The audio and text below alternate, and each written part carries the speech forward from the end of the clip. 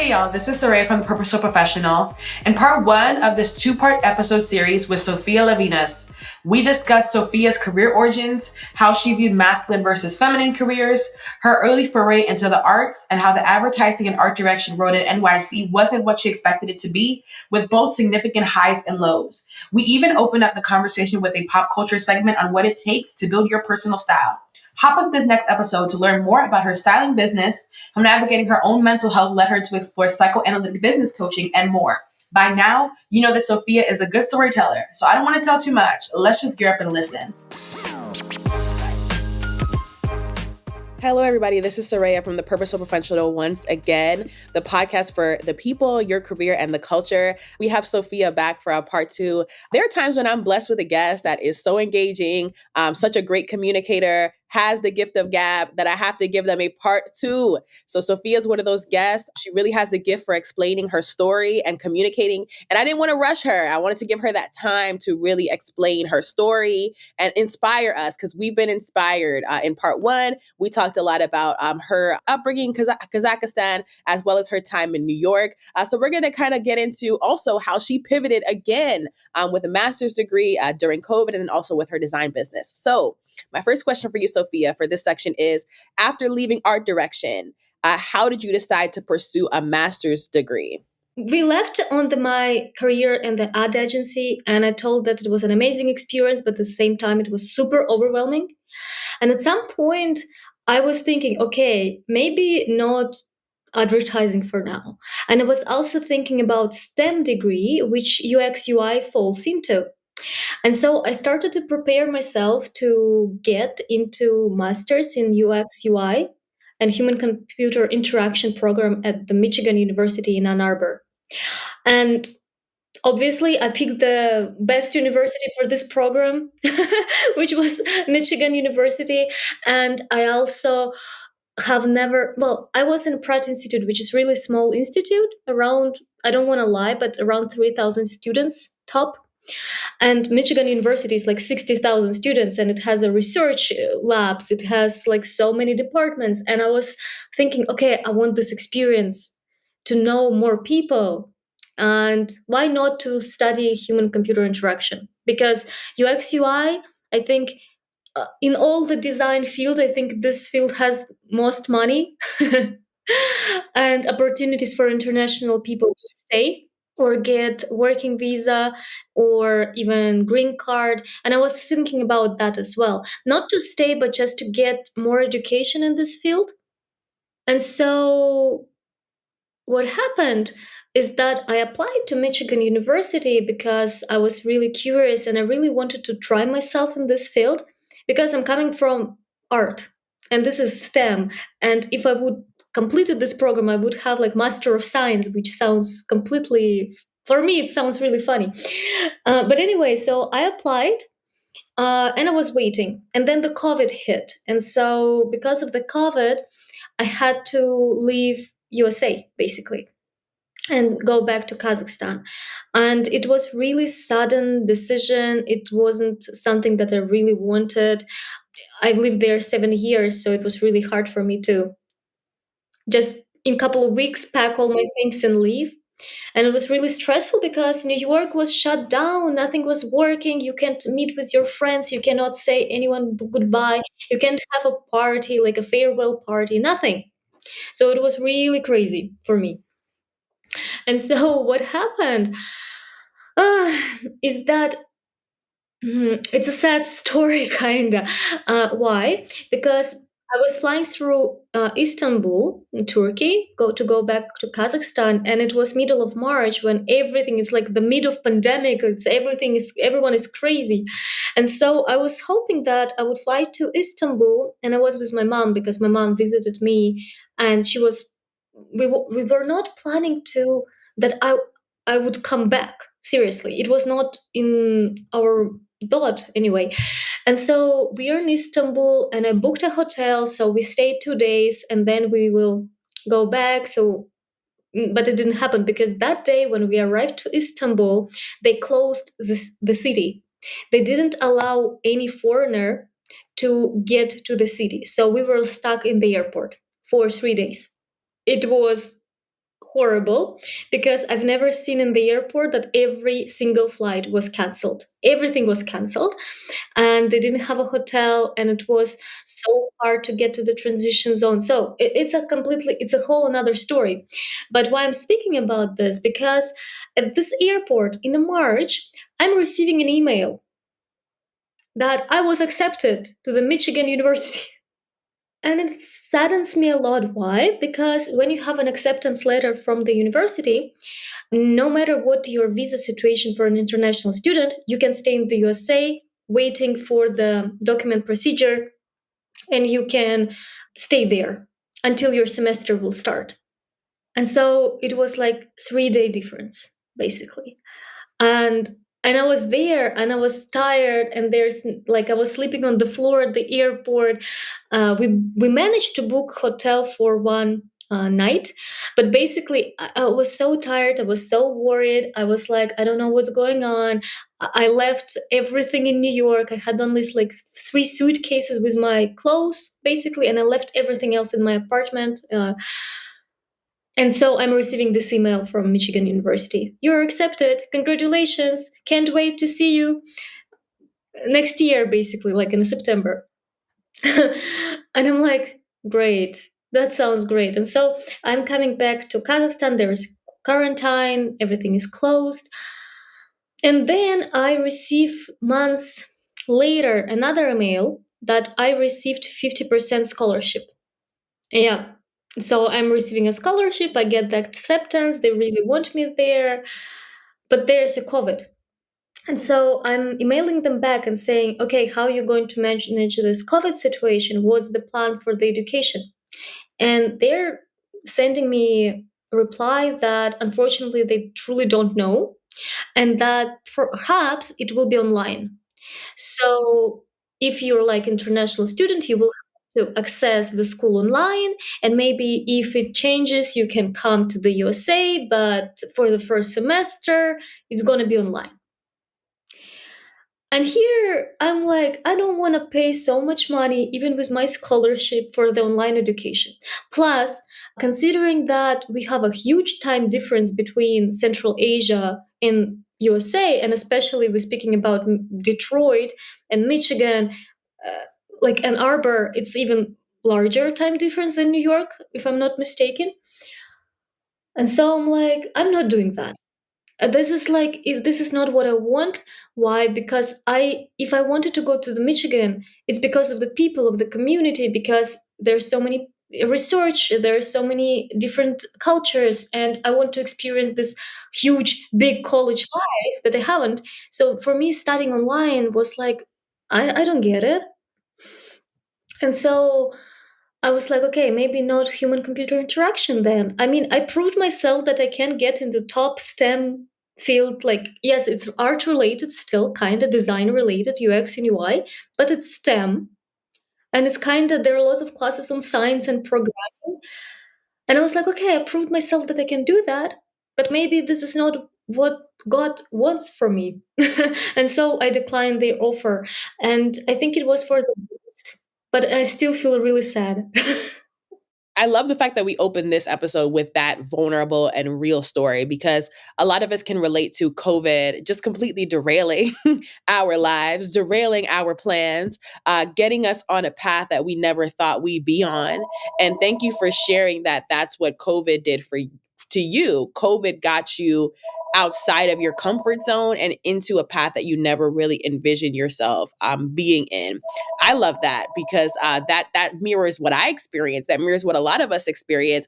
But I can only imagine, though, like the severity of you traveling all the way across the world to get the letter, to get the acceptance, and then being told, okay, like this is not happening in person, this is happening online. What were you going through at the time emotionally? How did you feel? I think I wasn't able to proceed all the emotions and sadness and everything during the whole move, because we changed our airplane tickets twice, being in New York, to leave so the airports will not close. So because we left on the latest, like they were planes, and they were last ones, because after that JFK airport like they canceled everything, they closed. I think there was some period of time that I remember that was the case.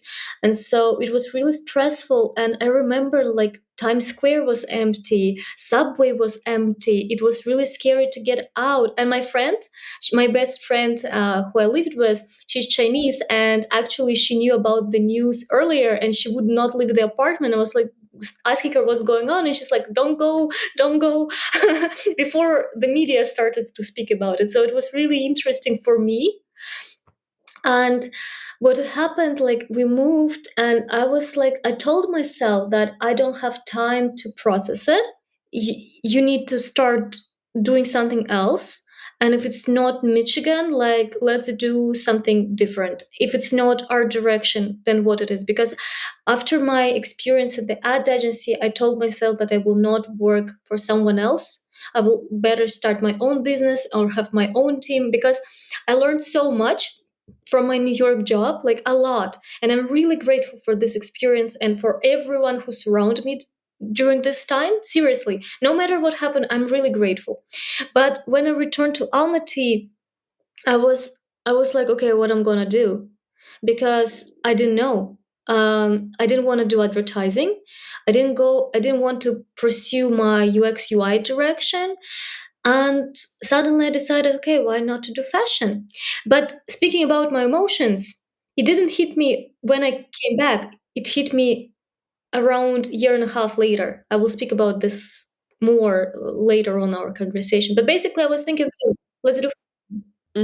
No, because I feel what you're saying, and I feel like I felt what you felt. And a lot of us, I know the listeners can relate. During COVID, it's almost like we shut certain parts of ourselves off just to survive, and a lot of us shut our emotions off. I mean, you are talking about and you're painting a New York City that went from being so lively, such a place filled with action, culture, energy. And New York even has its own attitude, its own swagger. Like it is its own place. It is its own island almost. And to go from that to being like the subway is empty. People aren't even walking on the streets. Times Square, which is one of the busiest places in the world, being empty. I could only imagine, the feelings and the emotions around that. And I think that COVID still has given us, I would say, like lasting mental scars. I don't know. I feel like psychologists, you're a psychologists 10, 20 years from now will be studying the impacts of COVID, and really they'll be able to see how it fully impacted us, because I still think many of us are not the same. It was a post apocalyptic world without the apocalypse, which is weird. It was just a very, very scary, dangerous time. And I think that thank you for walking us through, number one, like how you got through that, because that's real. Like sometimes we do turn it off to function. We do turn it off to just get things done. And what I find is that when we have to travel, it's a matter of life or death, or it's a matter of safety. We're just looking for shelter. It's not about emotion anymore. It's about survival. It's about getting from A to Z. So thank you for saying that. But even in the midst of all of this, and one of the things that I love about COVID is that COVID, it took from us, but it gave to us, right? So I think that in the midst of all of this, there were so many new companies built. There were so many entrepreneurs. There were so many people who started artistic projects, social media campaigns. People reconnected with parts of themselves that I would say died before. Like people started drawing again, dancing again. We started looking for joy in places that we never felt we'd look for them before. In. So I have a question for you regarding that. So during COVID, like the whole world shut down. Even when it felt like everything was ending, you still decided to start your agency, Levina's Design. Like, why did you decide to take this leap during such a critical time? I'm thinking right now about your question, and also that I'm grateful that I actually was in Kazakhstan, because policy wise during COVID, it was much easier here. Like, yes, we had like current quarantine where you can't leave for 2 weeks from your home, but then it opened up and it was more freedom than any other country in the world. I think post-Soviet countries had more freedom than democratic countries, and it sounds ridiculous, but it's true. And so I think for me it was really beneficial, mental health wise. But why I was thinking about fashion is because during New York I was not stylish person at all, seriously, because in the first episode I've told, like, I didn't know how to dress myself. And so I've decided to join a style course after my university graduation from Pratt. And it really transformed how I dress, how I feel about myself. I got so many compliments, people perceive me differently. And so for me, it was such a transformative experience that I've so enjoyed. And so when I came back to Kazakhstan, I just recalled this experience for some reason. And I decided, okay, maybe I can do this as my job. I just need to learn how to do it and become as a stylist and do this for people. And so I started to take many courses. I started to practice a lot, and I've built completely from scratch my website. I wrote so many free guides on fashion, and I worked like so many hours. I even recorded an online course, and it's in English and Russian. And so it was really productive time for me, and it was really creative, and I enjoyed myself. I even participated in a fashion show as a fashion designer in Almaty, Kazakhstan. And it was really interesting experience because I've never imagined myself being in fashion. I was never interested in it, but then suddenly I was all into it. I definitely love that because I think that number one, that's how I came across you. So I came across you because I Googled who helps people to find their style. And for some reason, you popped up and your course popped up. And I remember going through your course and thinking, wow, like the time and the effort you put into that. I didn't put that connection to mind that you formed the course during COVID. But then again, I probably subconsciously realized that because the energy you put into that, the effort you put into that, and then the way that you really immersed yourself in it, I was like, okay, this is like a new passion because it kind of gave, new passion energy. And I totally understand how you are because I'm the same way. Like when you find something that you never really thought could be your thing and then it becomes your thing, you approach it with a different type of energy and a different type of determination and even willingness to learn. And I love the fact that you make your story so relatable for people because most people who are in fashion want to pretend that they're Anna Wintour, like I kind of always had this understanding of Vogue. I kind of always was, the person who knew how to tell Prada from Givenchy or whatever. People act that way in the fashion world. And for many people like myself, who grew up either not being able to afford designer clothes or even weren't really into fashion, it can feel intimidating. So when I came across your work, I was like, wow, somebody who really admits. And I remember during the course, you like showed like pictures of yourself, how you dressed before. It was really relatable because I think that people aren't bringing that relatability. And I think you brought that into the space. And I love the fact that COVID like gave you that blueprint to like be that creative and really think of like, how can I add something to many women who just frankly, we don't know how to dress. I just gotta be honest. We don't know how to dress. We don't know how to make ourselves I think like take what is on the inside and put it on the outside. And I think that's why your work is so important. Thank you. Yeah, I'm definitely not Miranda Priestley from Devil's Wear Prada. I was like Anna. Andrea, right? Her character called like Anna Anne Hathaway, right? Her character Andrea at the beginning, and then I entered this whole fashion world, and yeah, many things changed for me. And when I was working in this field, and I'm still working, I still have clients, like many different clients from so many countries. I have a client from Morocco, England, Australia. I had even several calls from Africa, uh, like Kenya. Yeah, it was Kenya, it was Morocco, and what else? So I have clients worldwide. And so when I can help and see how this woman transforms and what they feel about themselves, and then finally they feel like, oh, this is so me, I love how I look, it made me feel so happy. Because in advertising, in the first episode, I mentioned that at some point I wasn't sure what I'm doing and what I'm changing in the world. I love advertising and even selling stuff. I love this, but there were not much human interaction, because usually it's you, creative partner, creative team, the client, and you rarely speak or see this transformation, this huge transformation. And here I was able to work one on one because I do it usually, like majority of the times, one-on-one.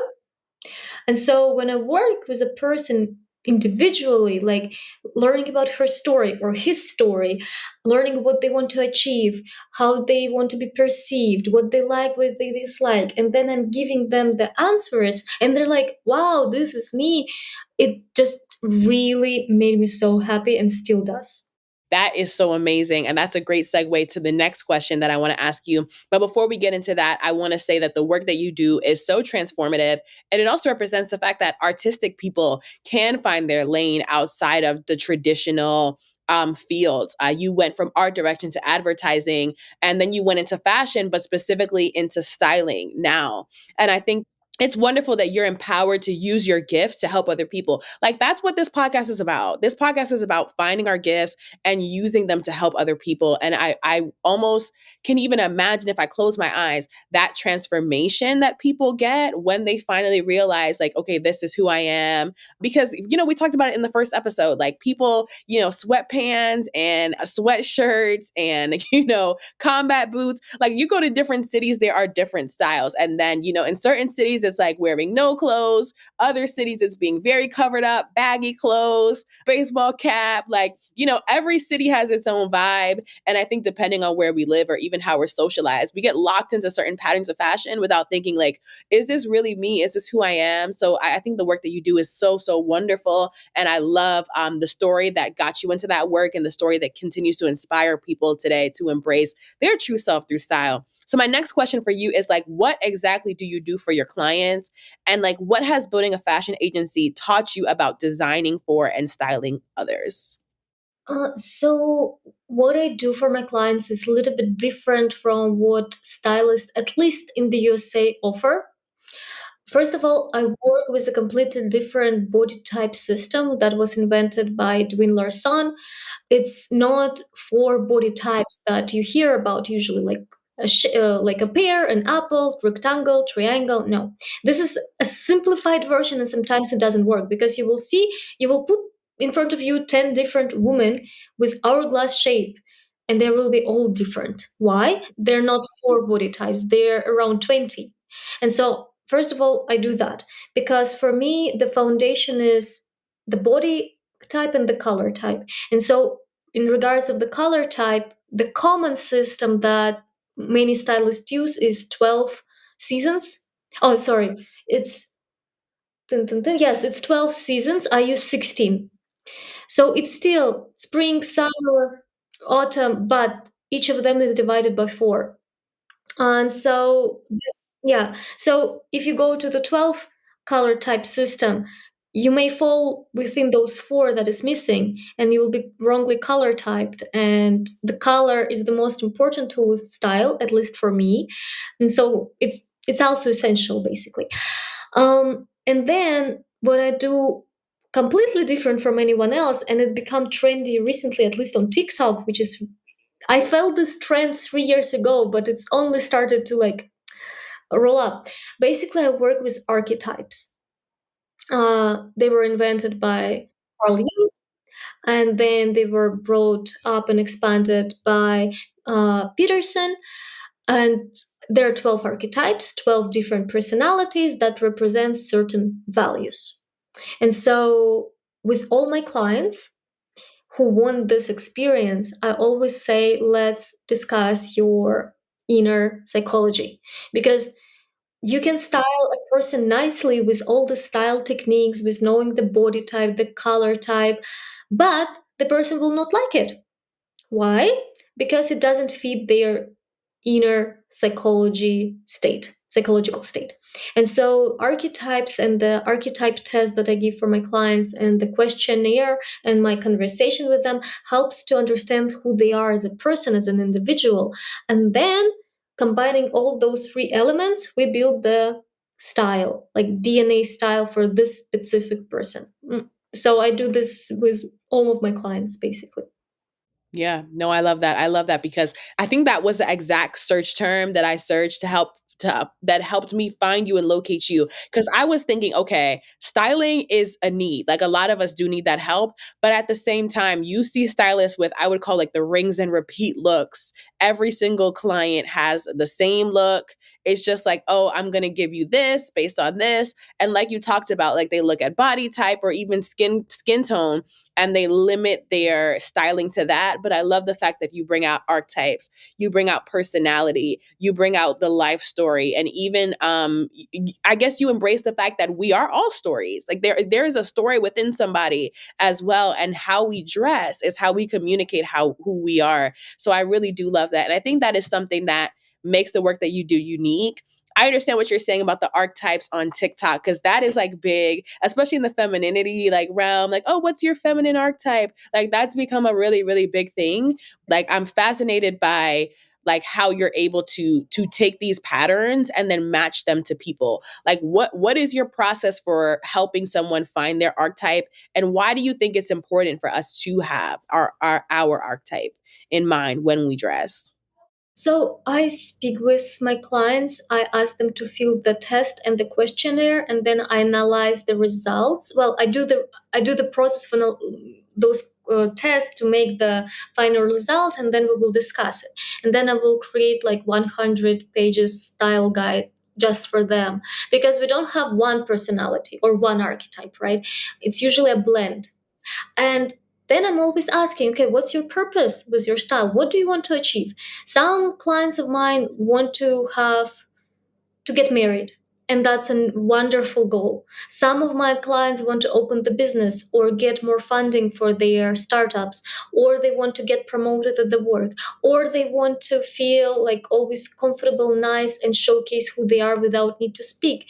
Or they need to go to networking event and they need to be remembered, right? All of these are different goals, and so your wardrobe needs to work for that goal. And when I know about their archetypes, I know which top 3 or top 5 of those archetypes we need to bring forward in those situations, right? And we can do it with the style. And so I'm always keeping in mind what the goal is. It's not about just creating a pretty image, again, it's a good result at the end. However, I'm thinking more strategically when it comes to wardrobe and what my clients want to achieve. Because if a woman wants to get married, the wardrobe should be completely different if she wants to get promoted at her job, or she should have those two stories separated, right? And so this is what I'm thinking when I'm building the guides, when I'm building their wardrobe, their image, and how it can transform later on.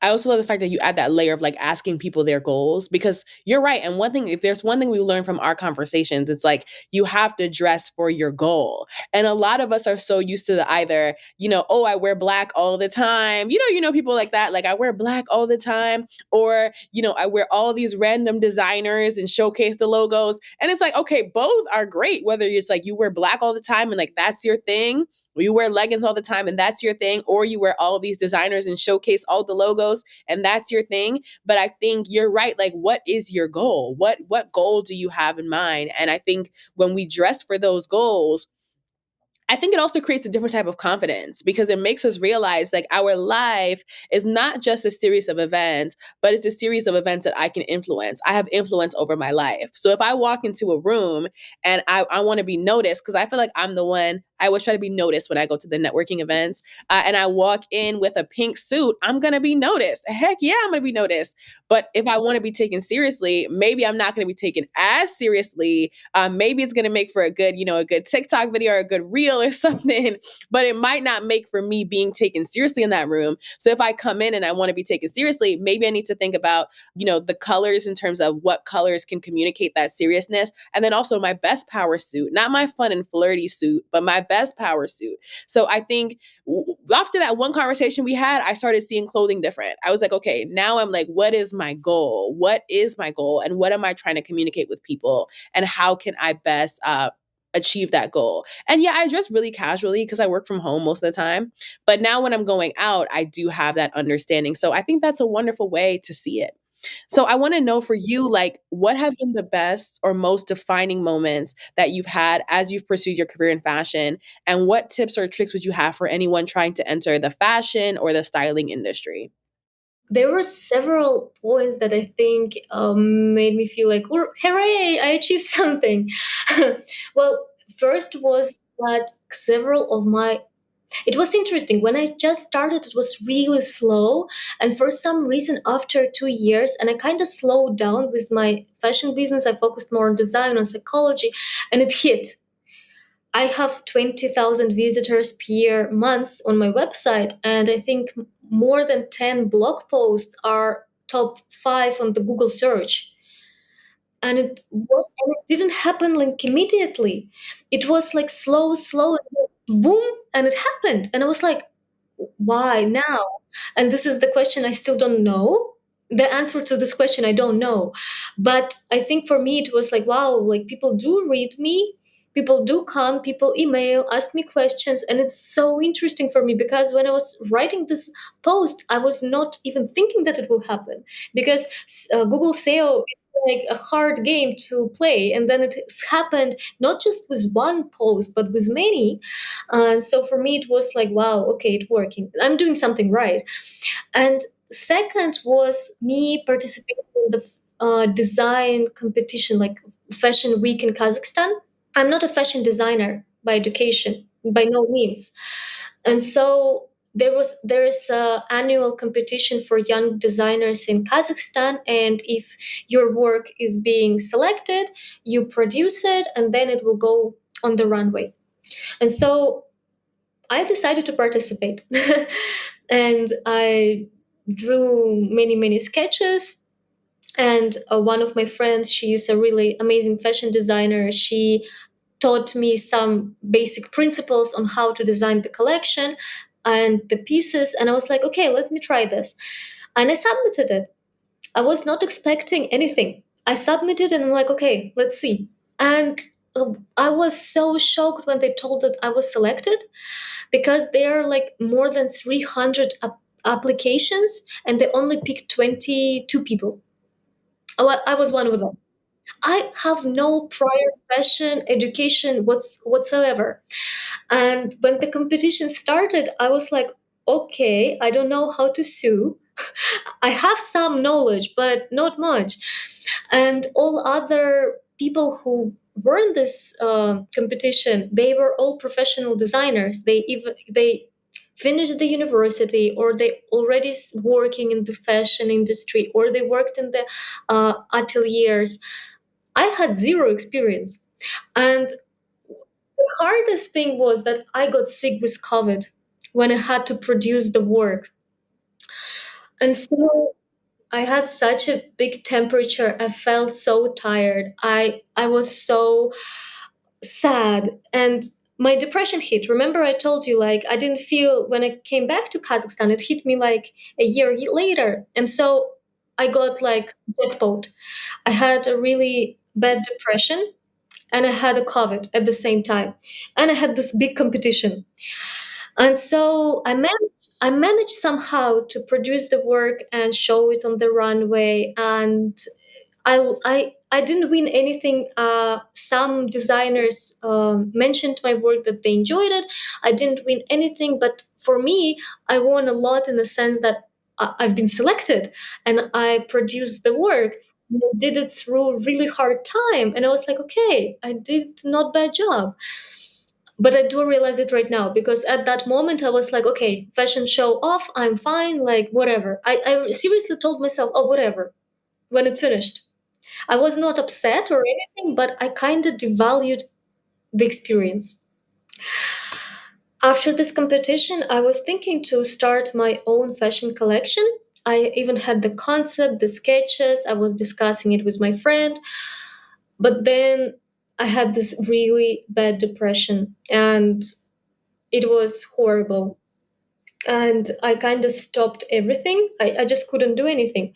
I think there were a lot of stress, even unrelated to the work, and emotion wise something hit me hardly. I won't speak here about this experience, but basically I over through several of months, my depression got worse, worse and worse, until I we went with my brother, my middle brother, during New Year Eve to Dubai for Expo. Expo was amazing, guys. If you had a chance to go to Dubai during Expo, like, I hope you enjoyed it because it was fantastic.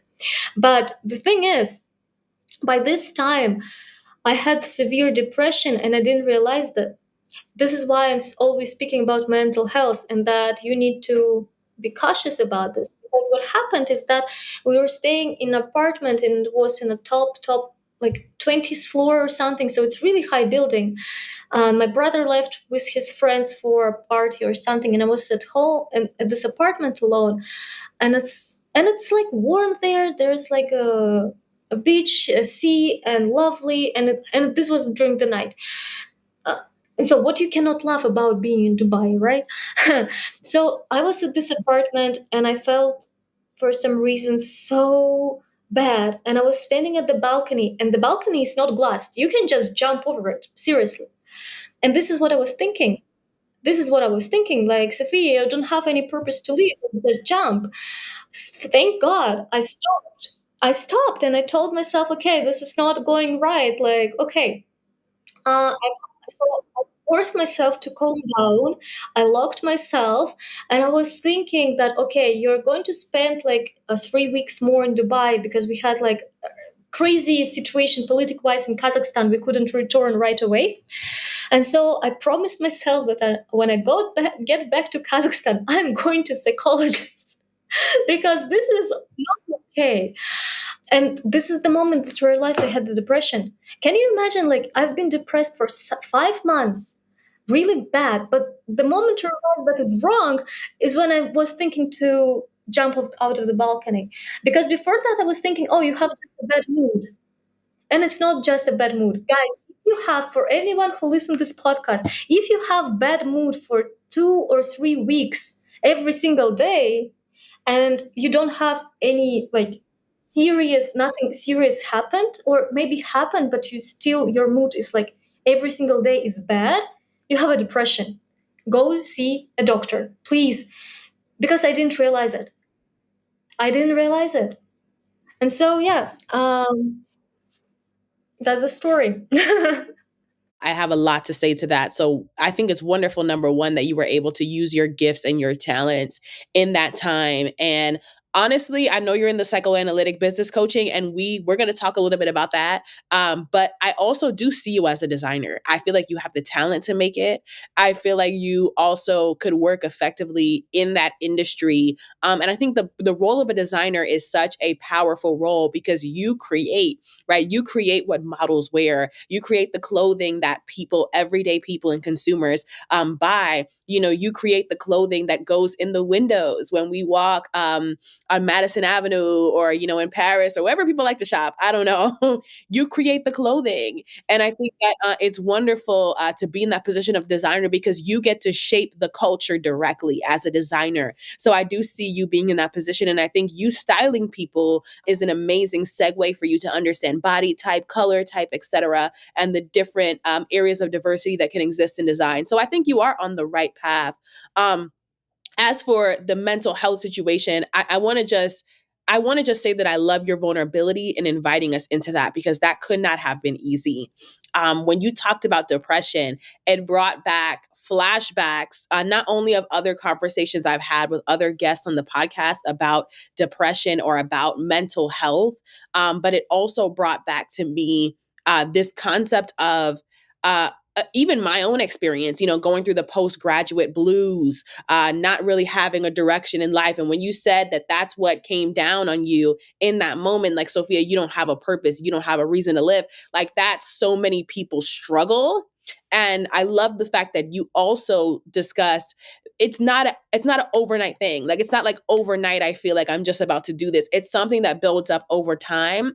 And when you talked about it being a bad mood or being reduced to a bad mood, I thought about many of us, how mental health was not spoken about growing up. So we tend to, I think, be high functioning depressives. We can function in the depression. We can still go out. We can still have fun. We can still be amongst people and go on vacation and do certain things.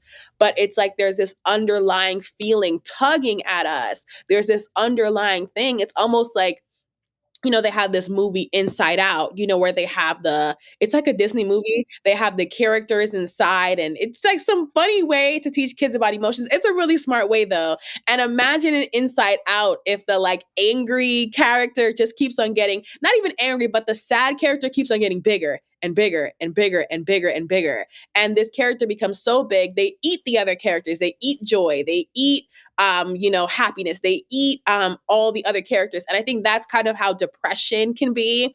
Like it can become so big that it eats at our ability to feel any other emotion besides depressed. And yes, you're right. It does start with this thing of like, I just don't feel like myself.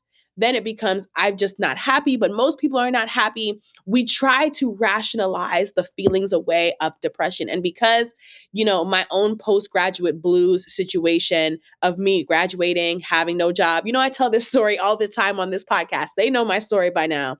Graduating with no job, becoming an entrepreneur, and that's taboo in the circles I'm in, feeling isolated because I also was a solo founder. I didn't start with a team. I started by myself. And navigating all of those emotions, applying to other programs, navigating all those emotions and the anxiety around it, I also dealt with a crippling sense of feeling lost, and I think for a lot of us, when we feel lost, we want to eat that away and say like, it's not me. It's just my mind doing things. It's just my mind playing tricks on me. But if we don't handle that, it becomes a bigger thing. So I love the fact that you're talking about that, because hopefully anybody listening to this can say, if I need to be in therapy, I'm going to do it. If I need to see a psychologist, I'm going to do it, because just like how we maintain our physical bodies, it's so important to maintain your mind. It's so important to maintain your mental health. And I'm a proud proponent of therapy. I'm a proud proponent of life coaching, whatever it is that you need to get yourself right and get yourself together, but don't go it alone. So I'm so grateful that you shared that, because I know somebody's listening right now and saying, this is exactly what I needed to hear. I needed to hear that. It is okay to get help, and it is okay to admit that I'm not okay. So thank you for that. Right. Yeah, and I think I want to mention about creative people and why it's usually in creative fields that people burnt out maybe easier or have a severe depression than, well, I won't measure this, but it's usually the case. Why? Because usually if we speak about brain and neuroscience, why depression happens, it's not because we have chemical disbalance. Actually, it's kind this was a rhetoric that was produced by many companies. I did a research on that because I'm in master's program in psychology right now, but we'll speak about it later. But basically it's dopamine levels. But why? Because we have depression is associated with the grief. If you lose something so important to you, your body cannot perceive this grief, and you feel so sad that it starts to reduce production of dopamine and opioids in your brain, and you started to feeling depressed. So it's two things that are connected to each other: your mental health and your chemistry balance. It's not that chemistry balance for some reason stopped working properly. No, it's because something happened in your psychological field, your mental health, and then it affected your brain. And so this is also important to think. In my case, the grief was about, of course, leaving New York, and it hit me 2 years later, basically. And then something else happened in my personal life, and this triggered this whole thing going. And so, seriously, I'm really productive person generally. I'm trying to be optimistic. I always had so many projects and hobbies and everything, but seriously, for a year and a half, well, for 6 months, for sure, I was not able to get up from the bed. But even when I was in Dubai, I was forcing myself to go because I was with my brother. I was responsible for him, but I was not feeling well. And then when I came back, I went to my doctor. They prescribed them a medicine, and it was needed. Nothing serious, like a Prozac. Everyone's familiar with that, but it helped me for something. And but for before that, seriously, I wasn't able to get up from the bed, and I was waking up and I was thinking, what's the purpose to wake up? There's no purpose. Like I don't know what to do. I don't want to do it. And this is like a mode of depression that you don't want to find yourself in. Why? Because your brain changes too much, and this is why the medicine is needed. And so I do it for 6 months. I went to therapy. This is essential. If you're taking any medicine, your goal is to get off of it quickly and go to the therapy at the same time. Interesting fact, I've been researching depression and the medicine and antidepressants. Well, a lot of them are placebo, actually. But because placebo works so well, it helps us because we're starting to feel hopeful for life because we're doing something for the better. It helps us. Why I'm saying that it's placebo? Because as I told you, many researchers, many before that were thinking that depression is connected to the serotonin. Turned out it's dopamine and opioids. And the medicine, the Prozac, works for serotonin, which doesn't do anything for the depression. So it's really interesting how these antidepressants actually work. Majority of them are placebo with side effects. Thank God I didn't have any side effects.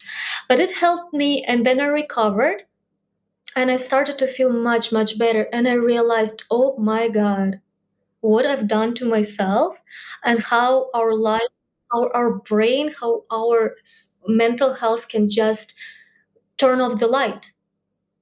And then you have to take all this long path of recovery, and it takes many years. So it was crazy period for me because I was seriously like I couldn't get up from the bed. I didn't feel a meaning in that. I just want to sit with what you said because a lot of people can relate to that. I couldn't get up out of the bed. Like, I feel like when I hear people talk about depression, that's what often comes up. Like, I just couldn't get up out of the bed. There's no way that I could get up out of the bed. And honestly, I've never been in that situation before. And I'm grateful that it's never gotten to that point. But I love how you gave us that you gave us that neurological breakdown. You gave us the neurofacts, right? You talked a lot about dopamine and creative people. I want to kind of expand upon that.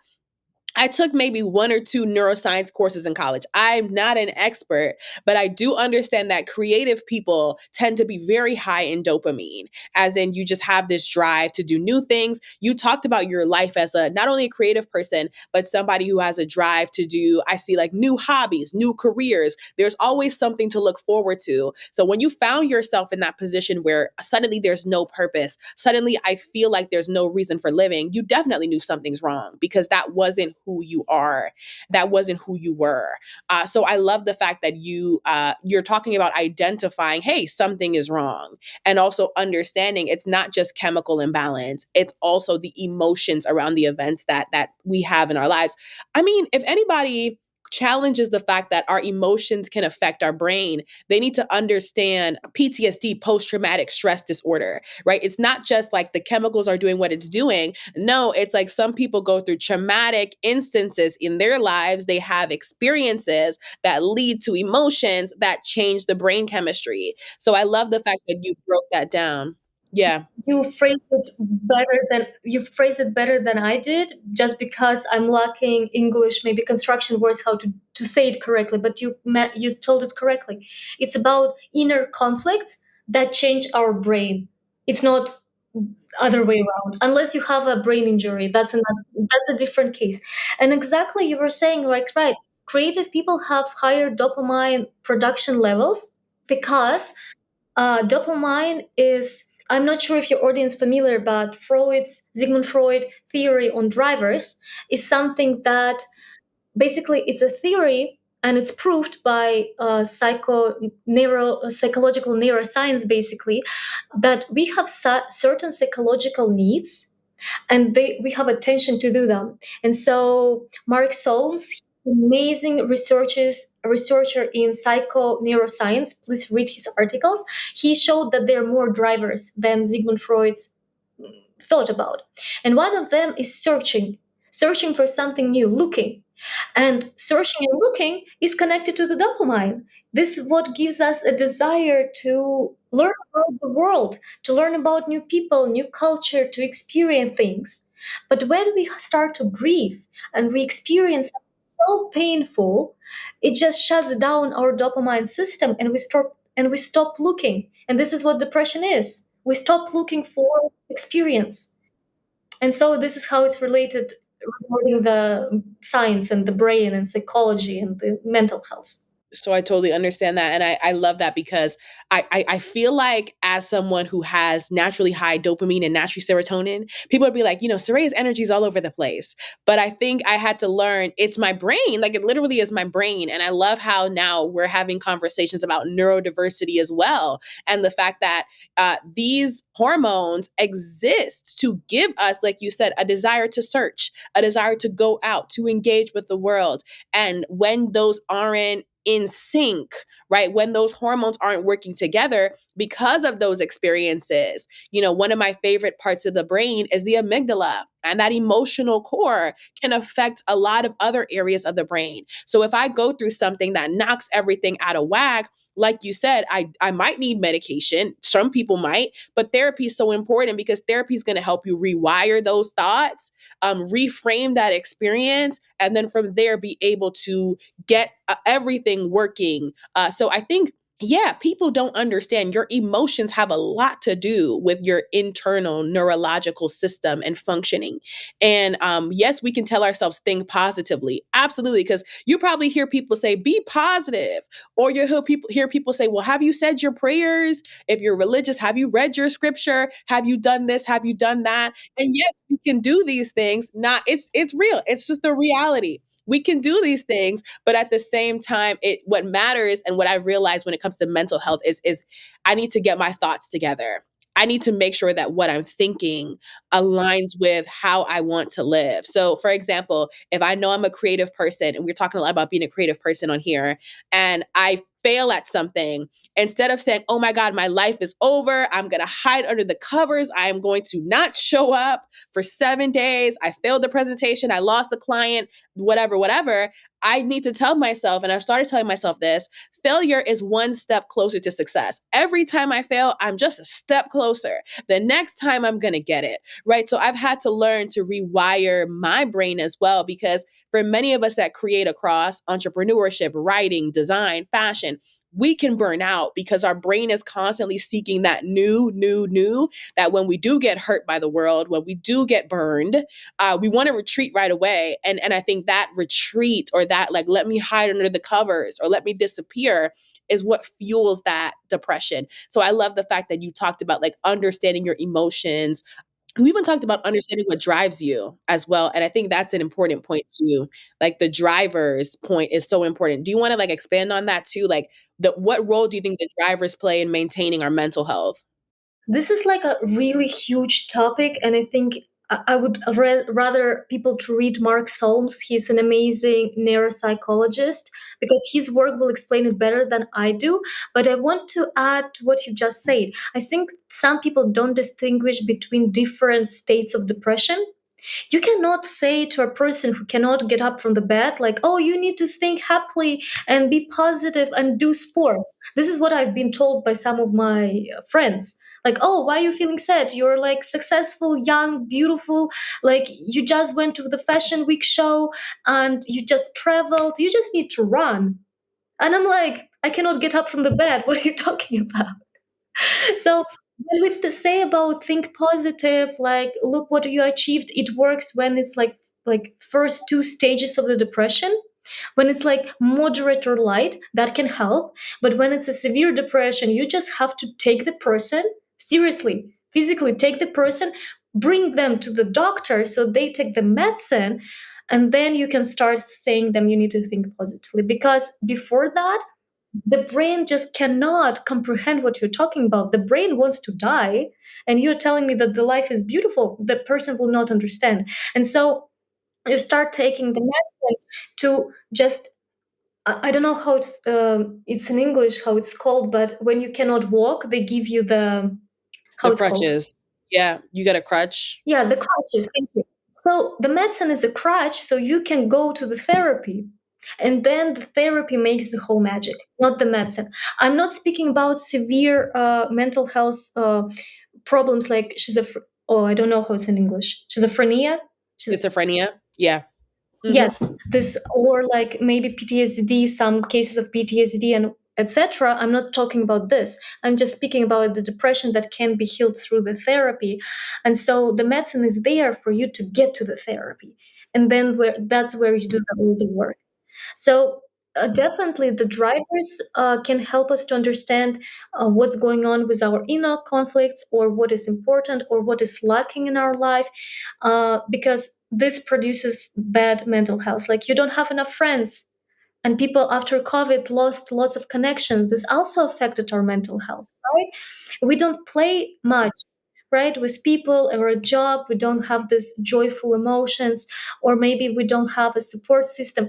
All of this affects our health, mental health. And thinking that, oh, I will drink this pill, it will help me. It will not. Why? Because the inner conflict is repressed and not resolved, basically. Yeah, absolutely. I think it's wonderful. Like, it's so wonderful that you're able to share in this space, especially about that. And it reminds me of something that I talk about for getting people out of the hole, which I would say is the driving force. So, I started the Purposeful Professional because I believe that we all come to the earth with a purpose.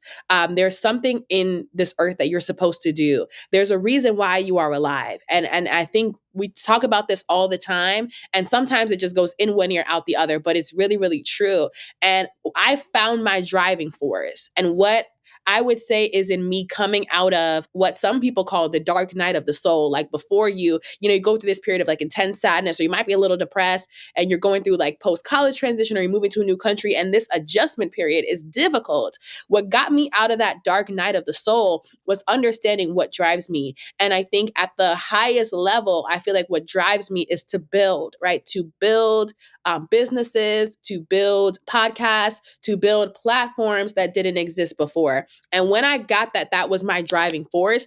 It gave me a new type of energy. And I feel like for a lot of creatives, the driving force is to create. So it's almost like you'll hear different forms of therapy, like art therapy, music therapy, people getting back to that core and how that will even wake them up, spiritually from the dead to get back into life, because we have a life worth living. So I think everything that you're saying about the drivers and about finding the crutches, I think that can be done in so many different ways.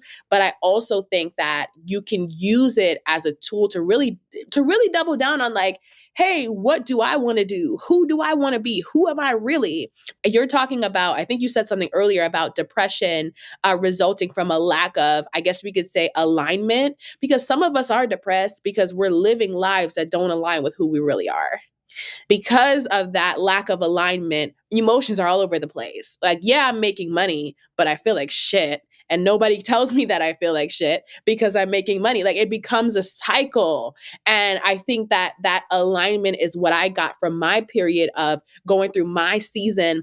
I got alignment. I doubled down on why am I here? What really drives me? And the drive to build is what really makes me feel alive. So I think I had to get that in my mind. I also have a drive to create as well, but that really makes me feel alive. And I shaped my life. I shaped my life around that. I built my life around that. I designed my life around that. And I think, yeah, that's the clarity I want us all to get. Like, what drives you to get up, even when you feel like you can't get up? Maybe that's the thing you should dedicate your life to. Maybe you should design your life to be filled with the things, the people, the environment that you love. Like, I live at home now, but when I lived by myself in Philly, I always had motivational stuff on my walls. I had like a purple and pink unicorn in the corner, and that was my unicorn, and it was like a unicorn chair. I had so many different like crazy creative things, and people would be like, well, why does your space look like this? I had a tapestry. I had two tapestries, actually, one with a Mahatma Gandhi quote, and it was orange and red. And then another one that has a scripture from my faith, from my Christian faith. And people were like, well, why your room looks so, like, it looks really cool, but it also looks like really, really creative. And I was like, I need to surround myself with the things that give me joy. I need to surround myself. And that designing my space went into designing my life, even who I choose as friends. Like, I realized I can get out of this cave. I can come out of winter and get into summer if I design the life that I really want to have. So I think that's one of the gifts that depression gave me. It gave me the ability to really consider what drove me, and how can I design my life around that. And I haven't been through any like major period of sadness. I mean, it wasn't even, I wouldn't even say I was depressed. I was like mildly depressed. It wasn't like I didn't get a diagnosis or anything, but I haven't been through any period of like intense sadness or sadness in general since then, because I realized like I can design my life. I can shape my reality.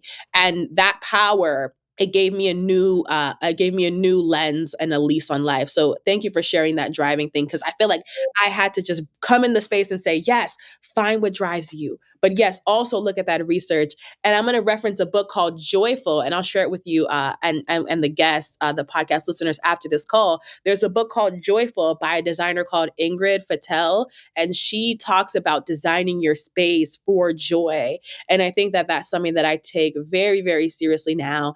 And it's wonderful because our lives can be ordinary or our lives can be extraordinary, depending on the choices we make. So if you can make a choice to maybe get that yellow bedspread instead of that black one, you'll be surprised how you feel at the end. So thank you for sharing that. Thank you. Well, thank you for sharing your story. It's really amazing to see how it actually can transform your life or how you perceive it and what it can do to your mental health and just life in general. Just to add to what you've told, like I advise people to not put everything to one field of their life. Like, for example, work. Don't put all the hopes, all the joy, and that the job needs to bring you everything that you wish for. That's not possible. You should have hobbies, you should have friends, you should have family connection, a partner, a dog, whatever. So all your desires cannot be fulfilled just with the one field, a job. That's why expectations don't work. So don't overload your title or anything with everything you wish. Job should bring you some joy, some money, and some connections, but not everything. So this is what I think is a good balance when you come to your career path. And actually, this depression thing brought me to the psychological field. When I was depressed, I decided to join Erickson coaching program. I got certificate that I'm certified coach. It was really interesting experience, and it helped me. And I was able to help other people with the coaching sessions. And then I was started to think, okay, should I pursue this career or not? And as you see, I did. So now that we've delved deeper into psychology, I want to know about your new path, or one of your many paths, as a psychoanalytic business coach. Why psychoanalytics in business coaching? And then who does this method serve, and how can it help business leaders and entrepreneurs to reach their goals? As I mentioned, thank you for your question. Basically, I started with Ericsson Coach, which is ICF approved, and it's super classic and it's super strict rules. So, like, it's a nice technique. It's nice. I'm not against it. But basically, after that, I applied to like an associate degree in psychology. It was 1 year program to get the psychological foundation, knowledge, get all the concepts, to just think, do I want to get into this field seriously or just a hobby? Why not? Well, turned out no, I love it, and I always loved psychology. And so I applied to the master's program in psychodynamic psychoanalytical business coaching and consulting. It's one of the best programs in Russia. And I think worldwide there are not many programs with such view on coaching, because coaching, classical coaching, is about asking person, what do you want to achieve? Let's write to-do list. You will do this, that. Here are the exercises. It can get deeper, but usually in classical coaching, you don't ask questions about the past. And for me, at some point when I was working with clients, I was like, something is missing. It's not enough. We cannot just close our eyes on what happened to the person in the past, because it definitely influenced their decisions, their life choices, how they see themselves, and why they're having current problems in their life. And I started to think, okay, where do I find this? And so I find this master programs, and I finished my first year, and next year I will graduate. I already have clients, and I see the big difference on in these approaches. It's deeper, it helps on different levels, and it uses the past of the person, because we cannot deny it. It's not about going to the traumas of childhood or who is wrong and who is right, but it's more about how your decisions from childhood or your adolescence, or maybe your communication with your parents or grandmother, you bring to your business scene. It's your career, or how you communicate with your colleagues, or how you build your business, or why you're not expanding, or why you're not doing something. And it's all connected. Because as a child, when you're 5 years old, you don't have many options how to influence your parents or how to resolve any issue. You do what you have, and we have in Russian a funny phrase. I don't know how to translate it to to English, but basically, you take some shit and you build something from it, and it works because it's for a child. It works, but when you take this solution to your adulthood, it doesn't work anymore. But you don't know any better, and so psychodynamic coaching helps with that. And then obviously, this is an individual work, but I also work with the teams, with the leaders, with executives, and as a group setting, because organizations have lots of psychological things going on. That's completely another topic. But basically, there are lots of hidden psychological patterns in the organizations. And so I work with that as well. And it's interesting. And I love this field and enjoyed it so much. And my education and my experience brought me that I teach at the university for the managers, a bachelor degree. It's something I've never thought I would do, but I'm a lecturer at the university. I'm teaching coaching for management, and also like a corporate trainer. I also do business trainings as well. It's less psychological, but it's about group dynamic and how to learn new skills and so on and so forth. Yeah, wow. Sophia, I think that is crazy. Because when I heard you do psychoanalytic coaching, I was like, okay, I need to get into that because I remember at my college there was psychoanalytic studies, and I'm like, wait, what is this? So this is psychology, but it's Freudian psychology, and like you said, it deals with, I guess, like the childhood. I guess we could say the childhood psychology impacting and affecting how we live as adults, and even like you said, like how we make decisions in business, because we never think of that. Like we never think of our childhood psychology affecting how we make decisions in business, but it actually does. Like, for example, I think in my situation, I grew up a middle child. So I grew up a middle child. I was in between my sister and my younger brother as well. But I also, because my sister had a disability, I also was kind of like the oldest. So my leadership style is a mix of that. Like sometimes I take charge, but sometimes I'm like super laid back. It's just super weird. But I think that in business, I have, because I've had to play both roles as a kid, I had to play the oldest child and I also had to be the middle child. So I was the peacemaker and I was the leader. It taught me to be very flexible and be very adaptable. So it really resulted in my adaptability in life and my willingness to roll with the punches if things don't go my way. And I think that influences my decisions because I will make a decision and I'm not afraid to change that decision. Now, granted, there are times where you have to go through with the decision because there's so much planning and there's so much agreement. But I'm also not afraid to divorce what isn't working to move in what is. And I think that has to do with a lot of the fact that I grew up having to play multiple roles in my family. Because the family is our basis, how we interact with the world. And this experience from the family or our grandparents, grandmothers, uh, how we interact with all this family structure, we take it to the adulthood. to all our life. And this is what happens. What happened in your family, you take it and bring it to the world. Sometimes good, sometimes bad, sometimes you don't know why you're doing it, but it's because you made decisions in childhood. And some psychologists may disagree listening me here. There are different perspectives on that, but because I'm coming from psychoanalytical background, I'm speaking what I'm seeing and experiencing right now. That's facts. I mean, in my experience, that's facts. And I even think having a sister that I would say had a disability, and her being my oldest sister, I didn't know what life was like without her. So I feel like that's why my compassion runs so deep, because I've always had to take care of someone in my life.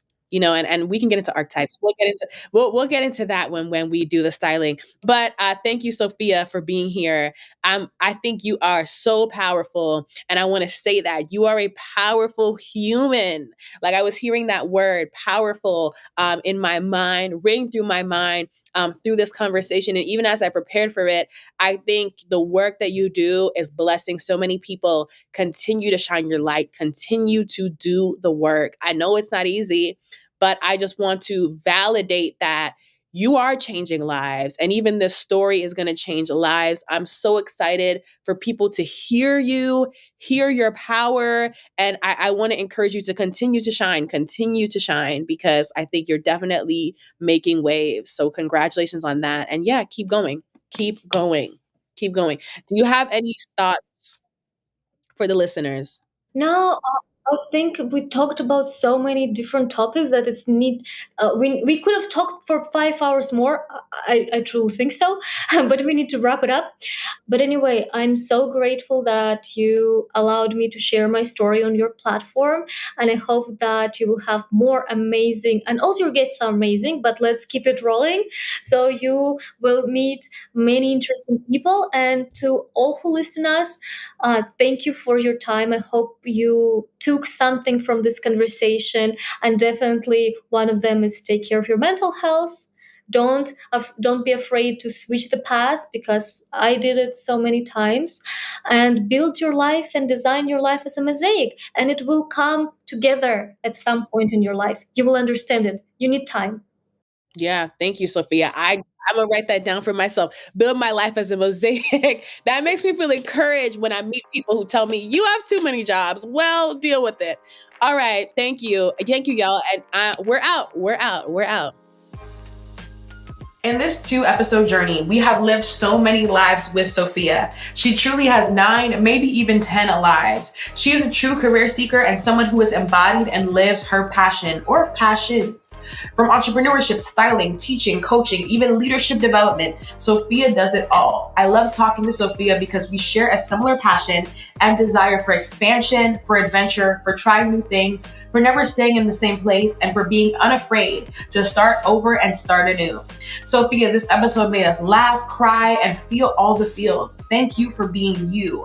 Continue to embrace your mosaic and your career wanderlust. One day, everything will make sense. Anyway, this is Surayya, and we're out with the podcast for the people, your career, and the culture. Peace. I'm out.